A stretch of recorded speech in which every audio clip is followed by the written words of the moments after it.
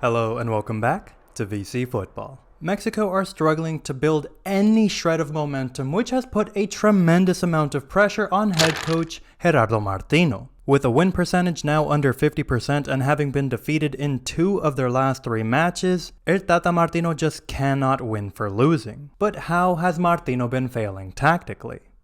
Let's have a look. For this video, I'm going to be focusing on their most recent collapse against Colombia. To be fair to Martino, the first half had been some of Mexico's best football all year, with El Tri up 2-0 after an early penalty was converted by Alexis Vega and a golazo from left back Arteaga around the half-hour mark. The second half, unfortunately, was quite the opposite. One player that I want to highlight for all of the wrong reasons is Nestor Araujo, who was completely to blame for Colombia's opening goal. From a corner kick, Sinisterra completely gets the better of Araujo in the air. The center back has been one that I have been calling for to be replaced in El Tri for years now, and here he is again being beaten far too easily. Araujo, who currently plays with Club America in the Liga MX, is not having a great season domestically either. With an average of a mere 1 tackle per 90 and with only 0.52 passes blocked per 90, Araujo's performances are among the bottom 10% of center backs. But keep him in mind because this won't be the last time that we mention Araujo in this video. Colombia's second goal of the game came from a quick attack from a throw-in. Here I must say that Arteaga could have and should have done better to hold off Carrascal on that left flank. Not taking anything away from the Colombian though, who did a great job of using his pace to get a pass to Sinisterra, who again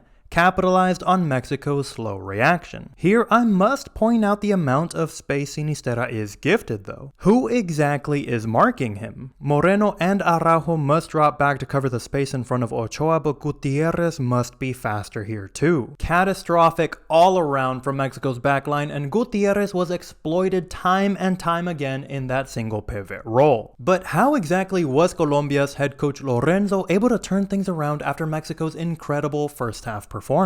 Well, Lorenzo definitely deserves a pat on the back, with 2 of his 3 substitutions at the half being key to a comeback, with Sinisterra and Carrascal linking up together brilliantly. But what lesson can Martino learn from Lorenzo at this point in the match? Colombia's starting lineup had players including James Rodriguez, Radamel Falcao, and Stefan Alzate. 2 of those players are on the wrong side of 30, and all 3 of them were not at the standard that their coach expected of them. So Lorenzo made changes. Methodical and efficient substitutions, along with a change in formation that provided Colombia with the firepower needed to fight back against El Tri. Meanwhile, Martino waited until the hour mark until he made any substitutions of his own, and likely hit the panic button, making 4 substitutions all at once. But perhaps most confusing is how he switched up his underperforming back line. Martino decides to sub out right back Alvarez, and this I agree with.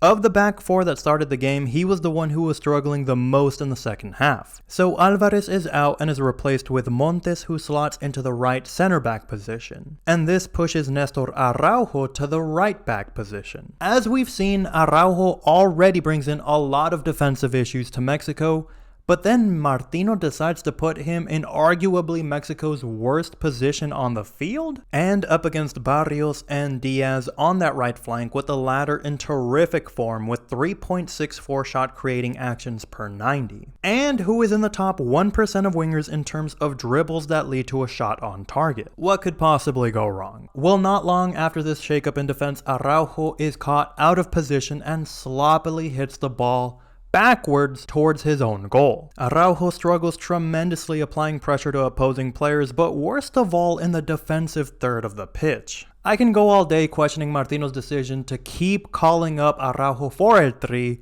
but let's go ahead and focus back on the play at hand. Borré does an excellent job of holding up play on Mexico's right flank and then finds Barrios, who volleys it beautifully past Ochoa to cement Colombia's comeback with their 3rd goal in under 20 minutes. The loss now marks only 2 wins in 7 of Mexico's last international friendlies, but El Tata Martino was not going to solely take the blame for Mexico's poor run of form. In the post-game press conference, Martino blamed Liga MX and their focus on money instead of allowing players to go abroad to further develop and help the national team.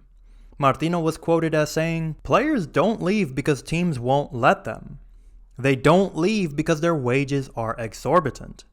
It's tough to make moves to Europe when your players are worth $10 million in the domestic market." In my opinion, I have to agree with Martino because La Liga MX and the Mexican Football Federation have had a history of demanding incredibly high transfer fees for players who then cannot deliver. El Tata Martino must adjust his tactics and have himself a deep think about who he calls up for Mexico's squad list later this year. And I for one want to know, who would be your must-have and who would you rather not see in Qatar? Drop it down in the comments below and give me your thoughts on Martino as Mexico's head coach. I sincerely hope that you enjoyed this video, and if you did, be sure to give me a like, subscribe, and hit that bell icon so that you don't miss out on any future Mexico-related videos. As always, I will catch you in the next one.